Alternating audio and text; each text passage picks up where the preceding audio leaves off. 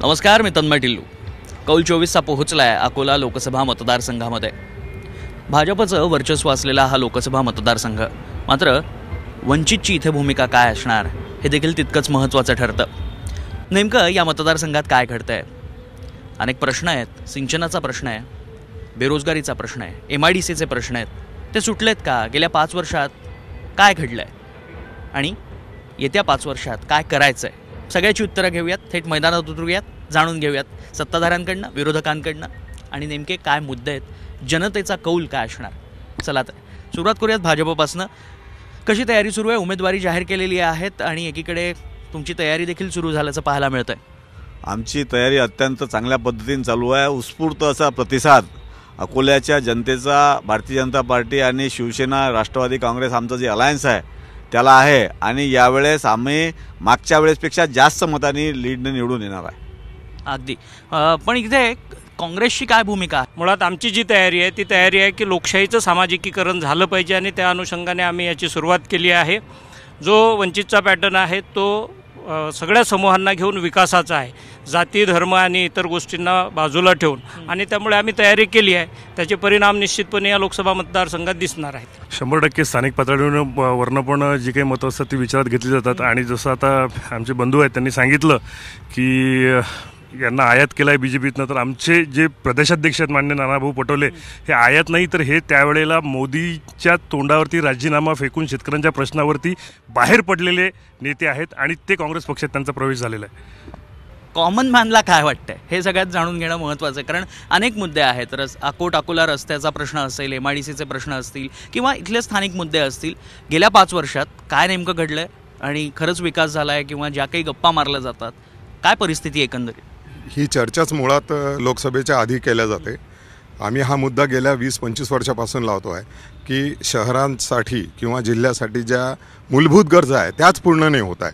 अजूनही अकोला शहराच्या पिण्याची पाण्याची अवस्था अशी आहे की आम्ही 4 दिवस आड पाणी पितो आहे, त्या पाण्याचं योग्य नियोजनच नाही आमच्याकडे।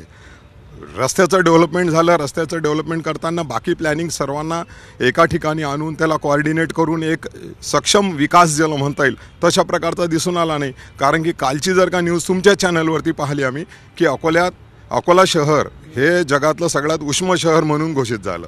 अतिशय दुर्दैवाची गोष्ट आहे, आम्ही तो व्हिडिओ व्हायरल केलं, पण हे अकोल्यासाठी अतिशय दुर्दैवाची गोष्ट आहे की असे व्हिडिओ व्हायरल होणं आणि अकोल्याचा हा विकास कुठे म्हटला जाईल याला, की हे एवढं उष्म शहर आहे, इथे पिण्याच्या पाण्याची अवस्था हे आहे। तर अशा ठिकाणी एक मूलभूत गरज म्हणून, एक नागरिक म्हणून आमच्या ज्या गरजा आहेत की पिण्याची पाणी, योग्य रस्ते किंवा स्वच्छतेचे बाबतीत बोलायचं झालं तर स्वच्छता अतिशय कमी प्रमाणात इथे दिसून येते। गटार नाले साचलेले असतात किंवा बाकी सुविधांच्या बाबतीत अतिशय कमी पडते असं जाणवते। अगदी, पण ही वेळ का नेमकी आली? म्हणजे गेल्या 4 टर्म भाजपचं वर्चस्व राहिलेलं आहे। सध्या परिस्थिती फार म्हणावी तशी नाही, सामान्यांच्या अपेक्षा आहेत त्या पूर्ण झालेल्या पाहायला मिळत नाहीत। सामान्याच्या अपेक्षा पूर्ण झालेल्या नाही तसं नाही आहे। सगळ्या ठिकाणी विकासाच्या मुद्द्यावरच भाजप लढते, भाजप दुसऱ्या कोणाच मुद्द्यावर लढत नाही। आणि म्हणूनच या जिल्ह्यामध्ये सगळ्या शहराचा विकास, ग्रामीण भागाचा विकास, सगळ्या प्रकारचा विकास, सामान्य माणसाला आवश्यक आहे ते सगळे विकास या शहरामध्ये असेल आणि पूर्ण जिल्ह्यामध्ये असेल। रिसोड मालेगावसह भारतीय जनता पार्टीच्या खासदारांनी केलेला आहे, भारतीय जनता पार्टीच्या राज्य सरकारने केलेला आहे विकास जो म्हणत आहे। 20 वर्षापासून BJP इथे आहे। मणिपूर सारख्या ज्या घटना आहेत त्या जर अकोला जिल्ह्यामध्ये घडत असेल, महिला जर इथे असुरक्षित असेल तर हा कुठला विकास आहे? म्हणजे महिला सुद्धा इथे सुरक्षित नाही। आमच्या खदान एरियामध्ये एका महिलेची मुलीची धिंड काढली गेली, ती मग बौद्ध समाजाची होती का? नाही, तर तुम्ही धर्माचं हे करताय ना, तर ती हिंदू धर्माचीच एक मुलगी होती जिची धिंड काढली गेली। मग प्रशासन झोपलेलं होतं का? खासदार साहेब त्यावेळी कुठे होते? तेच नाही तर कचरा वेचणारी एक मुलगी 6 वर्षाची, त्या मुलीला वरती नेऊन तिच्यावर बलात्कार केला जातो, मग त्यावेळी प्रशासन कुठे असतं? म्हणजे महिला सुद्धा सुरक्षित, जिल्ह्यात जर महिला सुरक्षित नाहीत, राज्याचं तर सोडाच हो, मग कुठल्या प्रकारचा विकास आहे? ग्रामपंचायतच्या शाळा वगैरे असतात किंवा तहसील भाग असतो, तिथे स्वच्छता महिलांसाठी जे प्रसाधन गृह असतं तर ते कुठे आहे? मार्केट एरिया असतो, भाजी बाजार एरिया असतो, तिथे महिलांसाठी स्वच्छतागृह कुठे आहे? म्हणजे महिलांसाठी तुम्ही करत काय आहे? दुसरी गोष्ट, डंपिंग एरिया जर ग्राउंड जे आहे, कचरा जो शहरामध्ये तुम्ही हे करताय, रिसायकलिंग करताय, अरे कचरा सारखा भाग तुम्ही जे लोकवस्ती आहे तिथे जर ठेवता आहे, कचरा कुठे असायला पाहिजे? शहराच्या बाहेर. मग ह्या गोष्टी खासदार जर 20 वर्षात करू शकत नाही तर परत आम्ही त्यांना निवडून द्यायचं का? हां, ठीक आहे, ठीक आहे.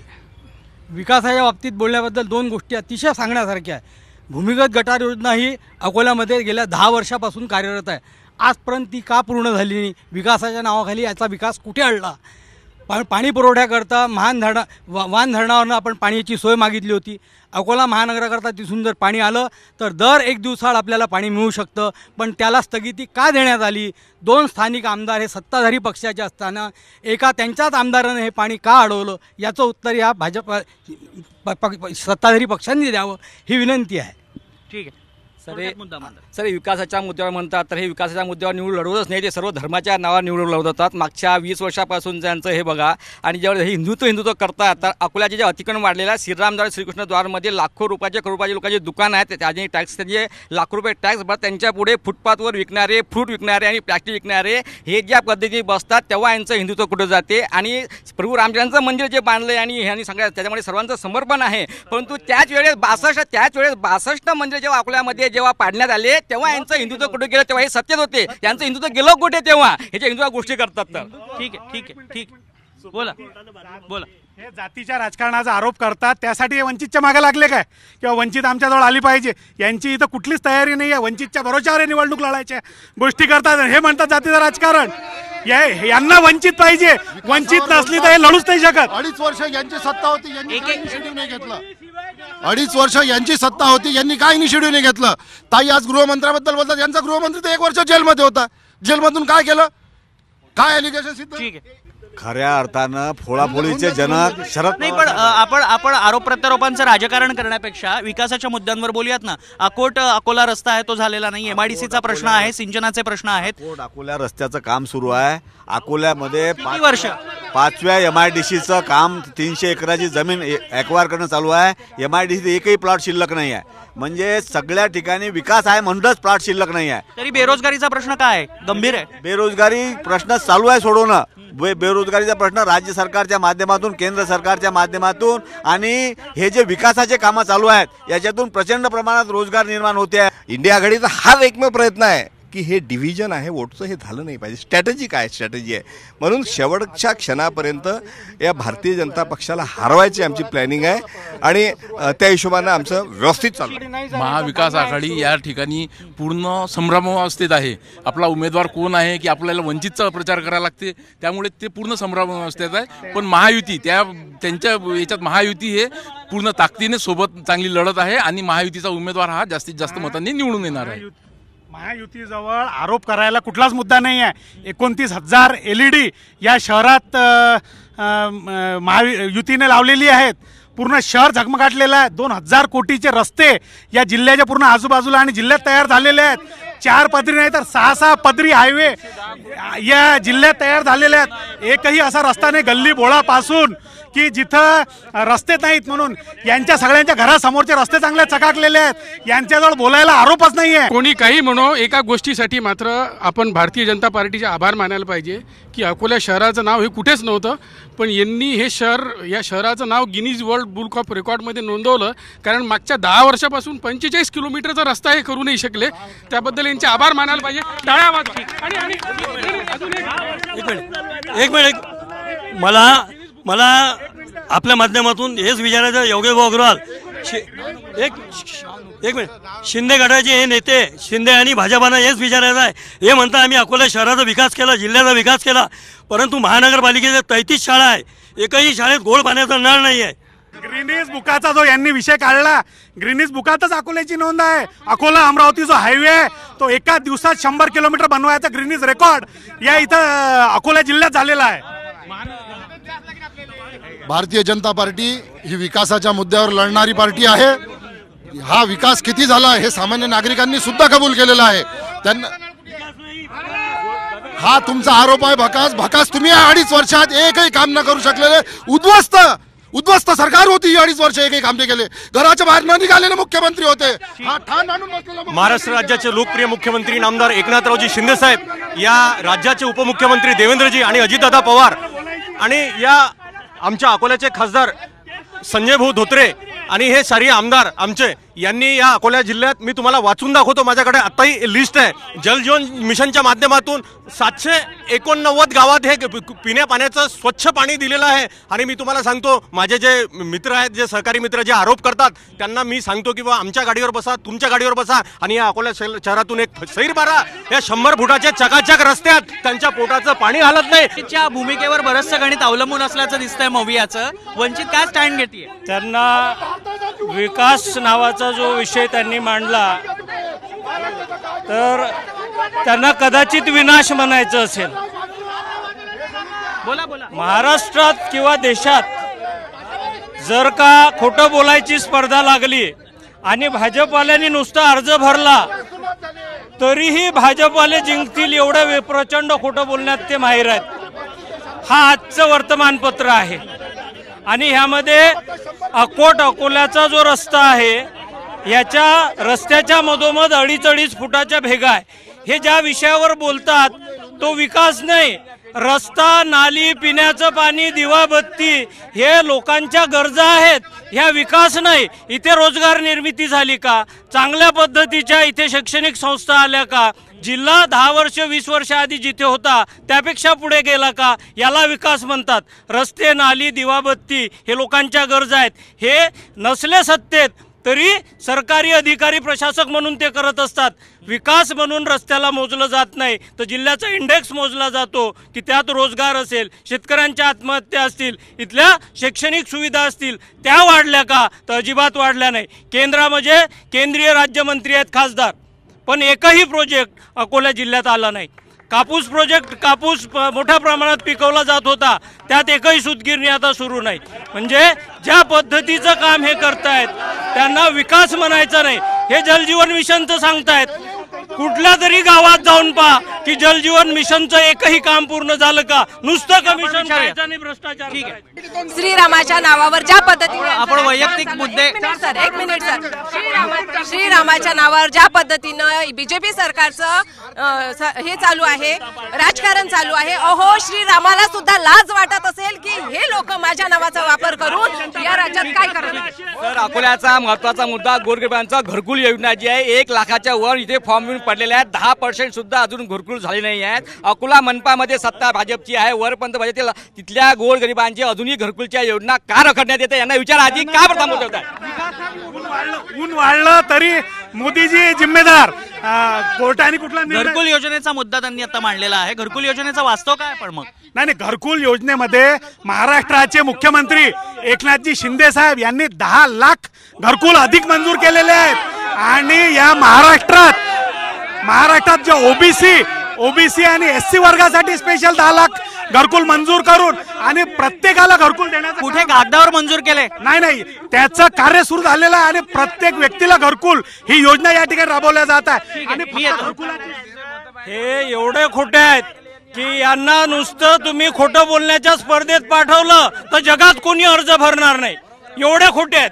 विकासाच्या नावावर ते जे सांगतायत घरकुल, यांना कुठे माहिती आहे घरकुल कुठे आहेत? शहरात झालेल्या घरकुलांमध्ये 1000ही घरकुलं पूर्ण होऊ शकली नाही. 10 लाखाच्या वर संख्या असलेल्या शहरांच्या ही वास्तव स्थिती आहे की जे मोठी शहरं म्हणजे अकोलासारखं शहर आणि 5 जे वेगवेगळे शहरं आहेत त्यामध्ये घरकुलं झाली नाहीत.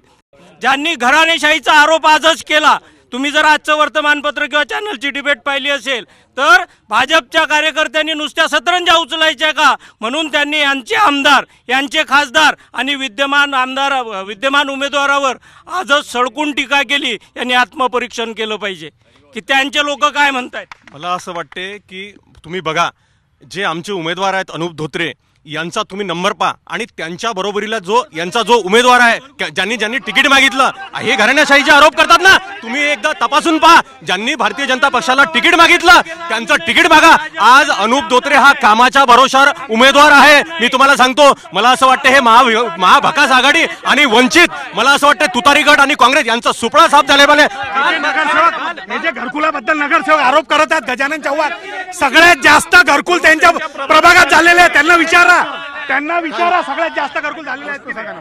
प्रश्न का घरकुलचा प्रश्न आहे.